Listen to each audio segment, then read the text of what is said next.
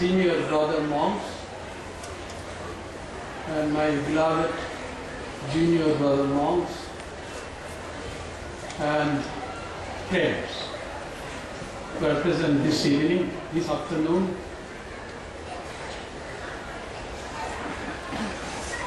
I feel honored to be able to speak on Swamiji, whom since my boyhood I have regarded as my life's hero. As many other young men like me in those days used to look up on Swami Vivekananda. India hadn't yet become free, and we all were prepared to give our lives to see our motherland free from foreign occupation.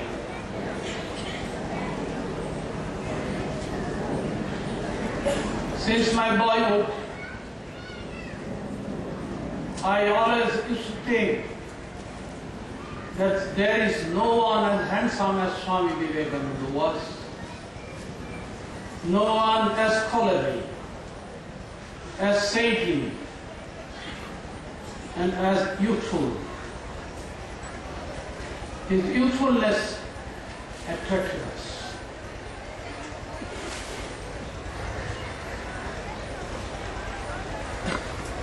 But this afternoon, I am not here to express my personal sentiments that I have in regard to Swami Vivekananda. I thought that I would speak on something else which is meaningful to me. It has been already announced that I have been sent by our order to work in the United States. I've been there for 34 years, quite a long time. Even though I've been there, my heart is here.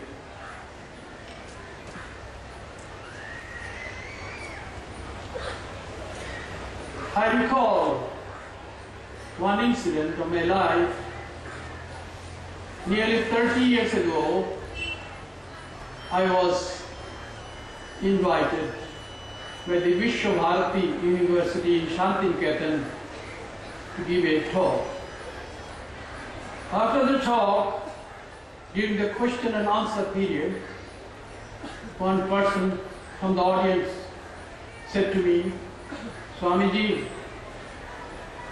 I've been to the United States recently, and while I was in Chicago, I asked one American gentleman whether he knew Swami Vivekananda. And that gentleman said, 'Who is Vivekananda? I don't know, I never heard of him.' Then that gentleman, who was talking to me, not that American gentleman,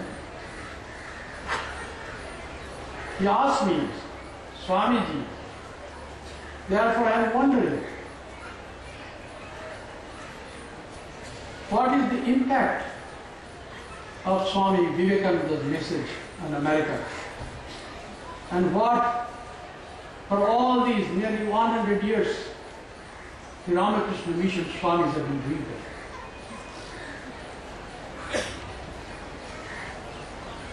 I didn't give him any answer there because time was short. But I take this opportunity to give answer to that question. What have we been doing in America? Judging by the signs and symptoms, we have not been doing anything spectacular. Those who are young, they are optimistic. And those who are old, they are usually pessimistic. But optimism always brings disappointments. pessimism is even worse. That robs a person of his or her initiative. What is needed is realism. We have to look at the world as it is, judge the world as it is, and then draw our conclusions. As little as I understood Swami Vivekananda, he wanted us to be practical Vedantists. Vedanta is, in theory, is wonderful. There cannot be anything loftier than those truths. But when you look at this world, when you think of how those truths can be brought into action in this world of ours, then we are confronted with many, many problems, practical problems, and we have to learn how to solve them. More effectively we can do that, and the faster we can do that proves that we are practical.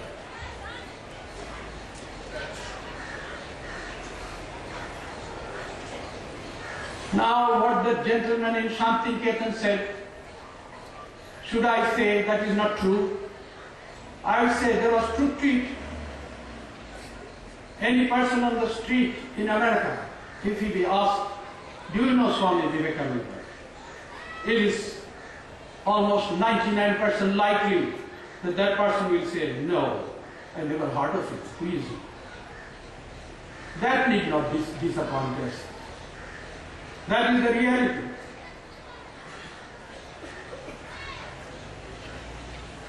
America, like many other countries,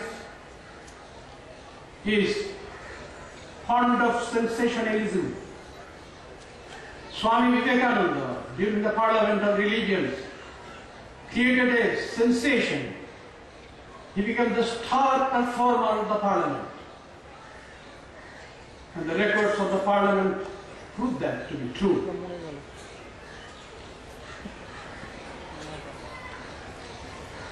He had created a sensation by his wonderful oratory and saintly presence.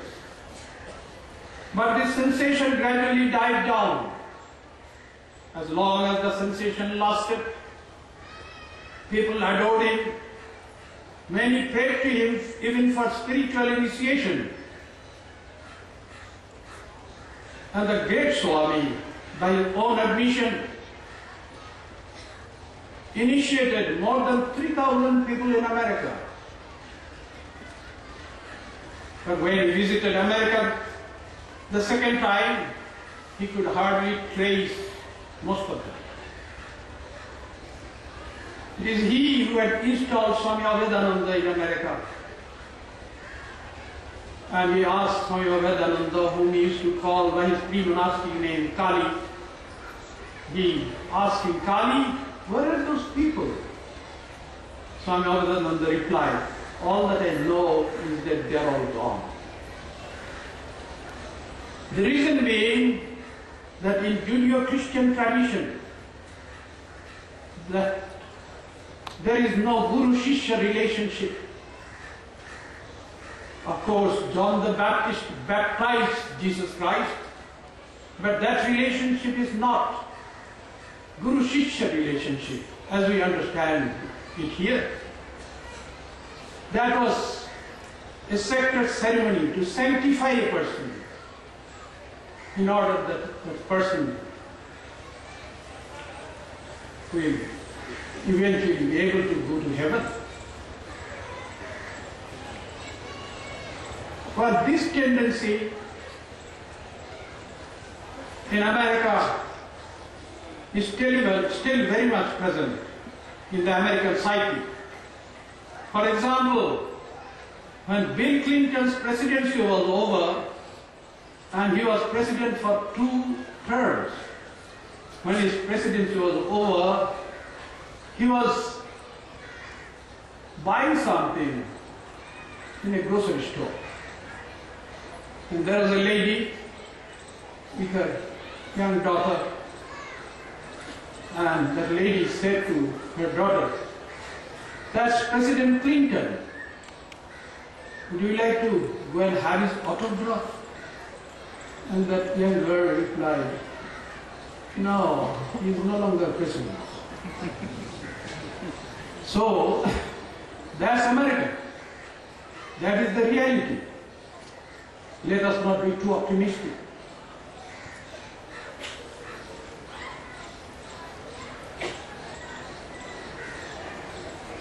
An average American is generally quite ignorant about the dignitaries of the past. During my 34 years of stay in America, for fun, I have asked some of our Western members, "Can you name all the presidents that America has had till now?" And as expected, they could hardly remember 4 or 5, that's all. They are forgotten.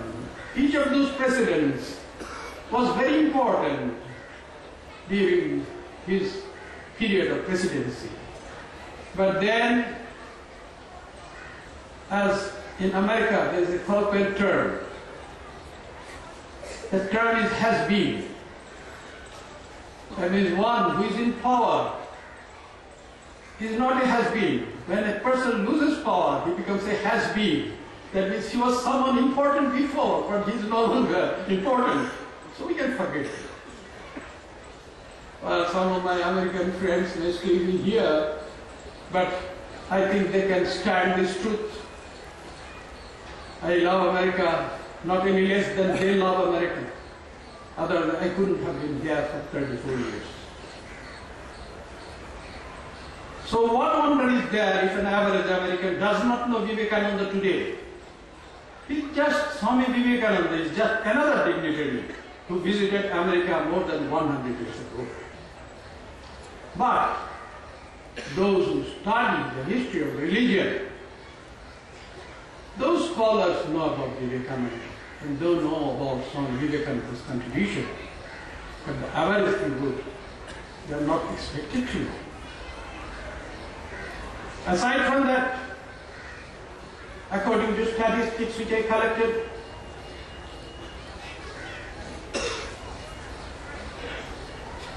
in America, which is mainly a Protestant country,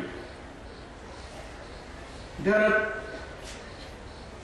225 million Christians, and there are 39 million non-religious and secular people. They don't believe in God, they don't care for God, they don't feel the need of religion.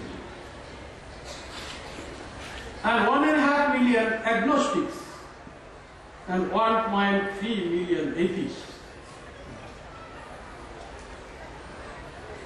Well, according to Swamiji, Swami Vivekananda, the number of atheists is the largest. Who is a theist? One who has really and truly experienced divinity, that person is a theist. All others are atheists for the time being.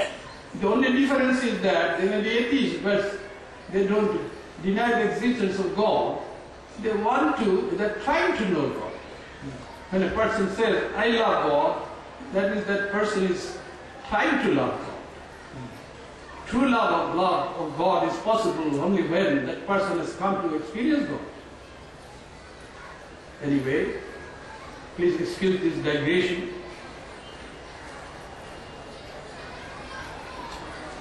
So, what I have told you so far, hearing that, should you suppose that Swami Vivekananda's visit and message have had no impact on America? No. As the saying goes, the greatness of a person is judged by how large a shadow he casts. Swami Vivekananda's indelible, huge shadow is still lingering on in America and bringing about changes that are extremely beneficial not only to America, but also the rest of the Western world.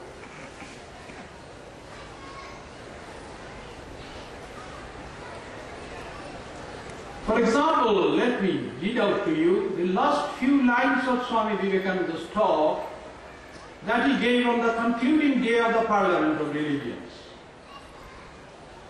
And that happened more than 100 years ago. And what did Swami Vivekananda say? I shall quote his words. He said, that day he gave a very short speech. But the last paragraph of his speech contains these words. If the Parliament of Religions has shown anything to the world, it is this. It has proved to the world that holiness, purity and charity are not the exclusive possessions of any church in the world, and that every system has produced men and women of the most exalted character.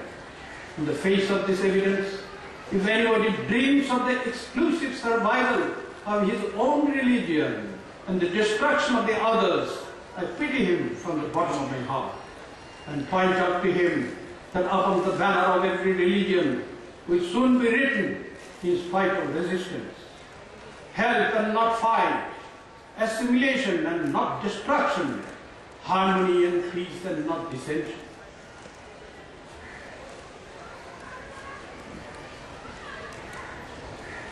There is a history of the Parliament of Religions consisting of 2 volumes, and as I was curious to know what had happened during the Parliament, I took care to go through those 2 volumes, and I noticed something very interesting. After this wonderful last oration of Swami Vivekananda at the Parliament, and this oration, according to me, is one of the best orations that he has ever given during the Parliament. The editor wrote a brief comment. The comment of the editor of the history of the Parliament on Swami Vivekananda's last talk was not at all flattering. He wrote, Swami Vivekananda was always hard with interest by the Parliament, but very little approval was shown to some of the sentiments expressed in his closing address. As Swami Vivekananda said, the talk of harmony of religion, the necessity for it. It shows that the idea of the harmony of religions and interfaith understanding was not yet born in America at that time. But today, several hundred interfaith groups are there in America, and interfaith dialogues are more common today all over America than anywhere else.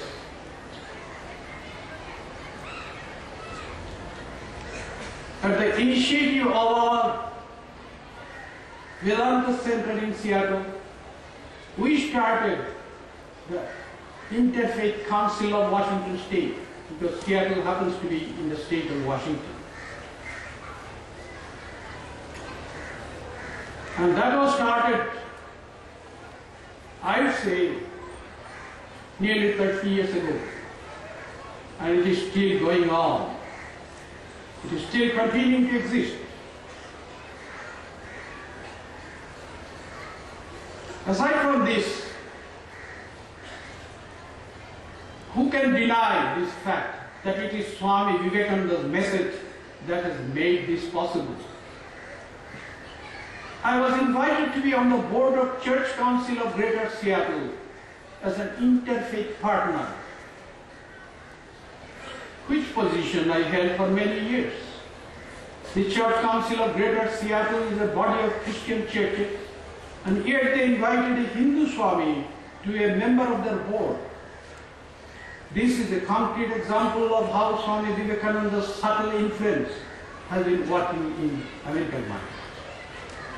Such broad-mindedness was unthinkable even 5 or 6 decades ago. Aside from this, during the past 6 decades, several Hindu preachers, both men and women, have gone to America and influenced many Americans. And most of them, I would say, forgive my comments, they have been presenting Swami Vivekananda tablet in different packaging, without mentioning his name, of course. Nevertheless, that has been working. And that they are going to America today, or during the past 5 or 6 decades they have been going there, has been possible because Swami Vivekananda was there first. Not too long ago, at the time of Swami Vivekananda, the idea that a sannyasi should go abroad by crossing the ocean was considered unacceptable by the Orthodox Hindus. The Hindus were not expected to go overseas because then thereby they would lose their caste.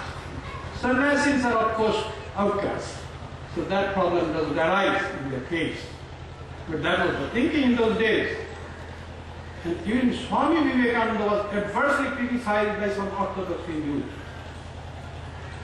because he had gone to America. He was staying on in America for a little while. In a letter written to Sri Haridas Desai, Swami Vivekananda tried to defend himself. I would like to quote the relevant portions of that letter for your information.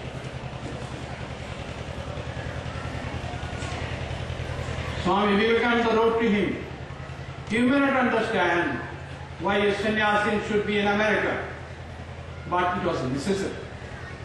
Because the only claim you have to be recognized by the world is your religion. And good specimens of our religious men are required to be sent abroad to give other nations an idea that India is not dead yet.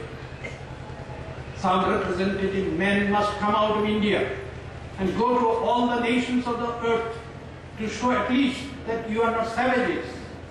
You may not feel the necessity of it from your Indian home, but believe me, much depends upon that for your nation. And a sannyasi who has no idea of doing good to his fellows is a brute, not a sannyasi."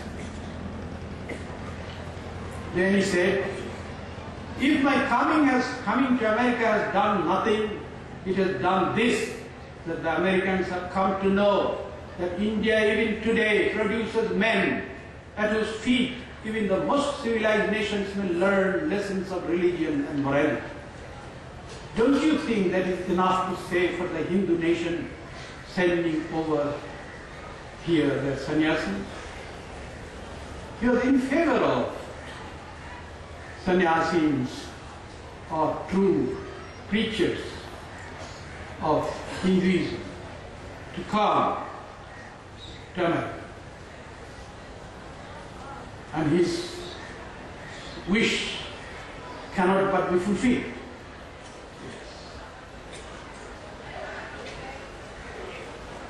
Now we may ask, well, we have heard all these things, these words are inspirational, but what is the contribution of the monks of the Ramakrishna mission who have been working in America for all these years, who have been there after Swami Vivekananda? Well, again I have to torture you with some statistics.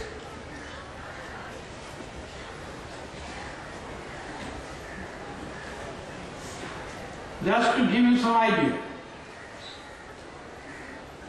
without counting other priests or ministers of Christian churches, let me refer to the Catholic priests. They are like us, they are celibate. And how many of them are there in the United States? 46,000 of them. I am not including in this number the nuns, only the male priests. And our monastic strength in America, what is it? 50 only.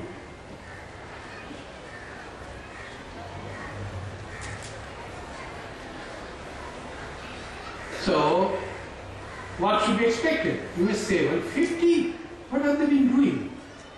Well, What they have done so far is out of proportion to their number, the small number.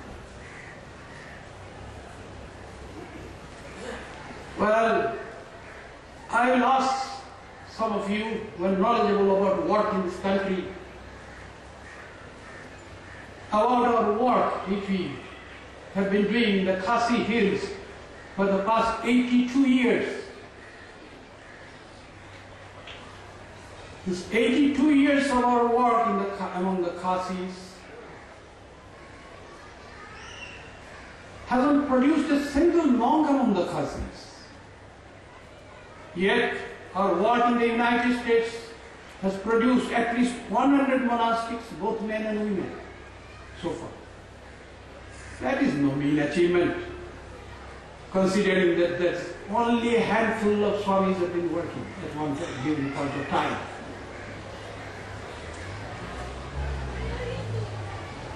I am talking to you about reality. I don't want to give you an optimistic message. When our order will be able to send many more swamis to America, and things will change, and that is bound to change. Because why are we there in America? Because Swami Vivekananda was there. That's why we are there. Why was Swami Vivekananda there? Because Sri Ramakrishna wanted him to be there. After his Nirvikalpa Samadhi, Swami Vivekananda wanted to remain immersed in that Samadhi and said to Sri Ramakrishna, I would like to remain immersed in Samadhi and just to maintain my body, become aware of this world for a short while, and to sustain my body and have food and drink, and then again I want to be immersed in some Nirvikalpa Samadhi. Hearing that, what did Sri Ramakrishna say? You all know that. The brother knows, fully aware of that, but others may not know. He said, how are you so low-minded? I used to think that you will be like a huge tree, a banyan tree, and many travel-weary travelers will come and take shelter under your shade. But you are thinking of your own Samadhi. No. The door to Samadhi will now be locked.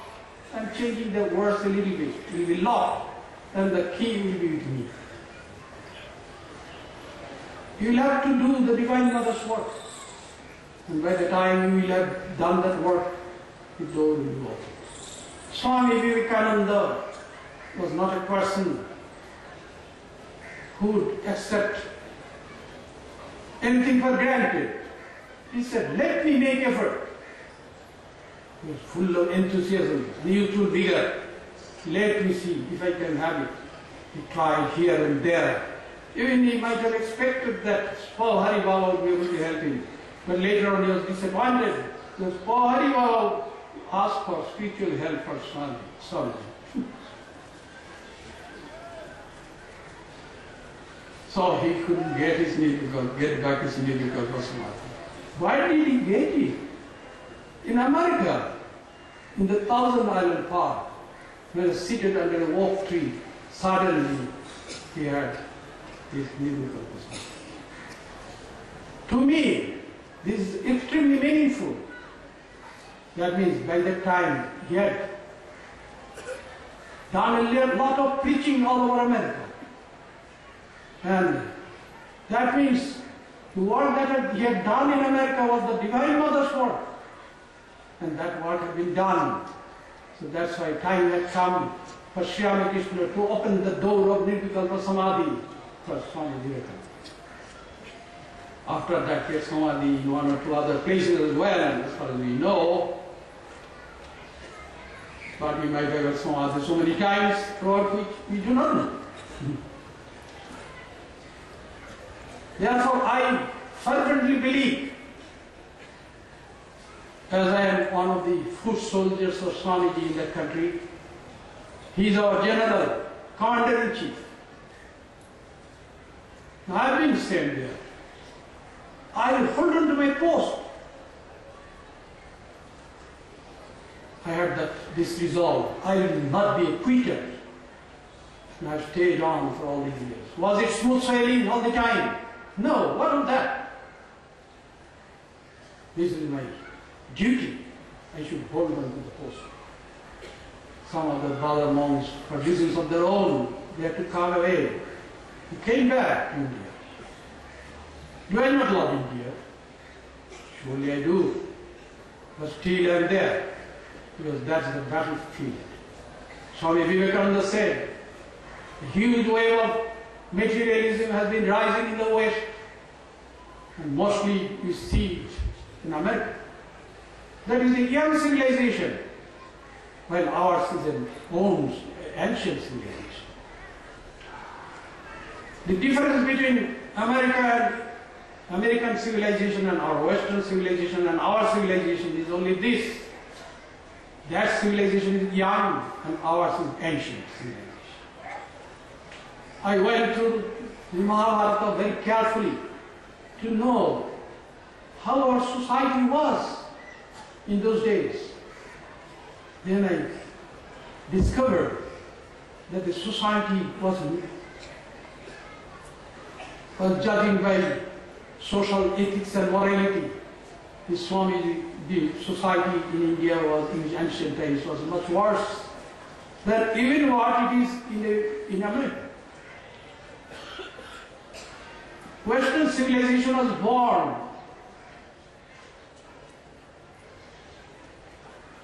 from the Greek culture. It was born out of Greek culture. And the Greeks were savages. In 1500 BC, they went and destroyed the fairly highly developed Asian civilization. And then they eventually started the war. It took many years. And Western civilization is Greek civilization. Very young.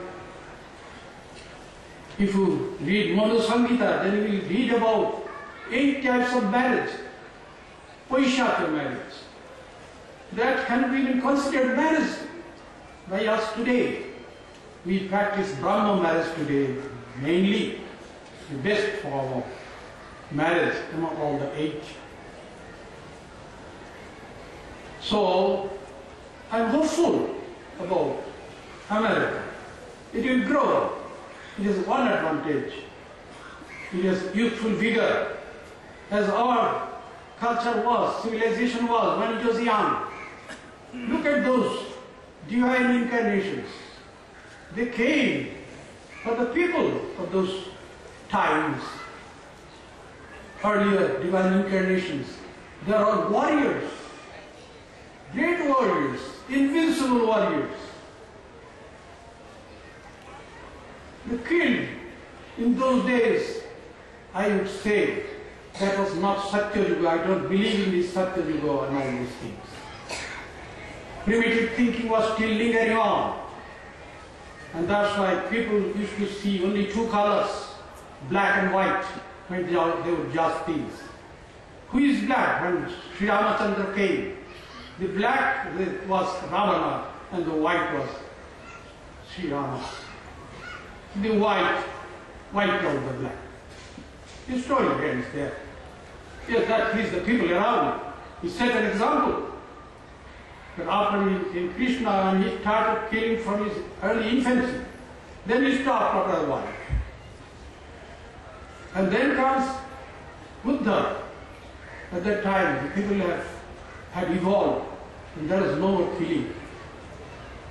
Even Buddha wanted to offer his own life to save an animal which was being taken to be sacrificed at the altar of God. Such was Buddha. He is a divine incarnation, the same divinity in so many different forms. But God behaves according to the need of the people. After him, Jesus Christ. Then Sri Chaitanya. Then Sri Ramakrishna. No more killing. Only love. Only love, only compassion. That's what we see. Is the world becoming better or worse? I'm 100% convinced that the world has been becoming better. The other day I gave a talk in Seattle, in our center, on that topic, and I tried to prove it point by point why the world is becoming better. Has it become perfect yet? No, it is not perfect, but still it is not worse. There is so much fellow feeling nowadays. If in one country there is a calamity, other nations send help. Even when King Yudhishthira was there, it was the tradition for the newly coronated king to go out on a conquest. They have to defeat all other kings and then subdue them. I have not found anywhere in those books that when there will be a famine or something or some natural calamity, surely that such calamity happen. Then one king will be offering help to the other king. No. But nowadays the world has changed. Somebody is suffering in some corner of the world, and people of another corner, they are helping. Yudhishthira was asked by Yaksha, who is happy? And he gave several indications, and one of them was, one who doesn't live in a foreign country is sukhi, is happy. But thousands or more than 1 million Hindus, they are in America now. If you ask them, are you unhappy? No, they are all happy. I know many of them. So, has the world not become better? Yes. The world has been becoming better due to the contribution of great souls like Swami Vivekananda. Is his message, his oration, is that all that he gave? No. Life speaks more eloquently than the lips. It was his life which was behind his words. That's why those words inspired us to join this holy order when we were young. Words of power. So, some of these words have not died down. It is still working in a certain way. The time will come when the world will accept. And who was Swamiji? He was the spokesperson of Sri Ramakrishna. He didn't say anything which Sri Ramakrishna had not said, but he could say that in words which could be understood by the people of his time. He was 100 years ahead of his time in everything. His language and whatever, his presentation. The circumlocution sentences which speakers would use in those days, he didn't do any of that. Beautiful, modern language he used. He said, we all have to be original. He was original. He expected us to be original. Aside from that, he said to the junior monks, I love you all so much, yet I wish that you die serving others, and that will make me happy. These are words of inspiration.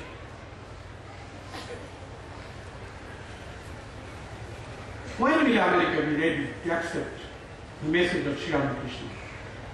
Today, tomorrow, no. By realistic assessment, it will take, I think, it is a guess of mine, it will take at least 600 years.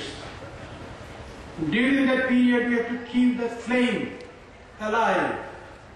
Several generations of monks will go and give their lives happily on the American soil.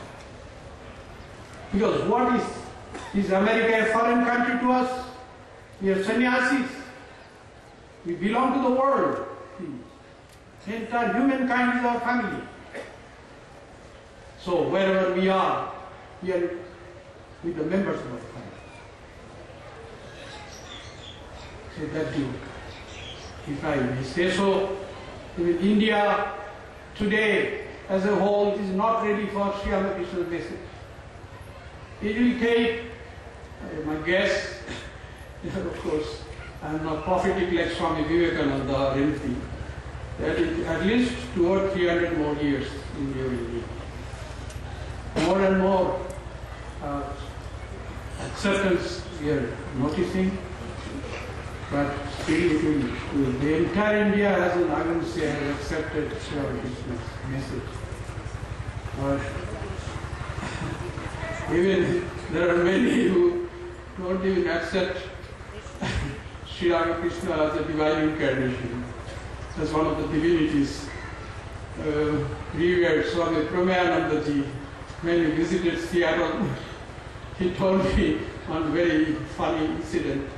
That is, in one of our ashramas, if I remember correctly, I think in Madhya Pradesh center that we have, and there was a new temple there, and a marble statue of Sri Krishna had been installed there, and someone important, a religious person, entered there, and he saw the marble image of Sri Krishna there, and he said, "What have you done? You have put the priest of the Divine Mother Kali's temple in the position of divinity." Am I correct, Ramanandaji? Yes. That is very interesting. When more and more people will be able to recognize him as the divinity itself in human form, then he expected that the image should have been of Mother Kali. But Mother Kali was in the heart of Sri Krishna. So that's how it is. So let us be realistic. Hard work is ahead of us. And in America, what do you do? Well, it is a fact that contrary to the expectation of many, there are no dollar trees in America. That if we shake them, dollars will drop down. Not so.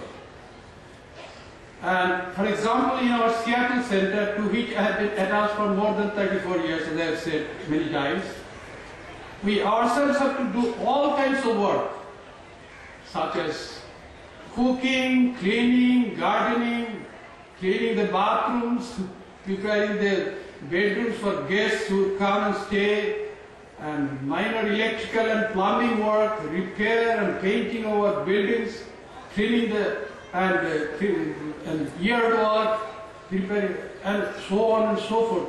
Not only that, we have built our temple. 80% of the temple that we have built on our retreat property, that temple can accommodate about 250 people. And that has been 80% of that temple has been built by our own hands. The monks and the members, they have built it. Well, I think that is a great thing. And other cottages have been built by us, because I told them, the Buddhist monks who painted all those wonderful paintings on the walls of those caves in Ajanta, most probably they had to dig out some of those caves. So, we don't have money. What of that? Yes, we'll create miniature art in our retreat property.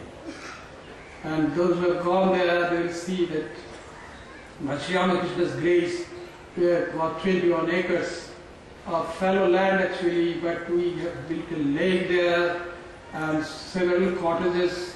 Compared to all those massive buildings here in India, they are nothing, but still they are objects of pride of the members of our center. Because with their own hands they have built most of it. And so this is the kind of we work. In our ashrama in Seattle, we don't have a single paid employee because we can't afford it. Everything is done by volunteers, both monastic and lay. This is the realistic picture of our work in America.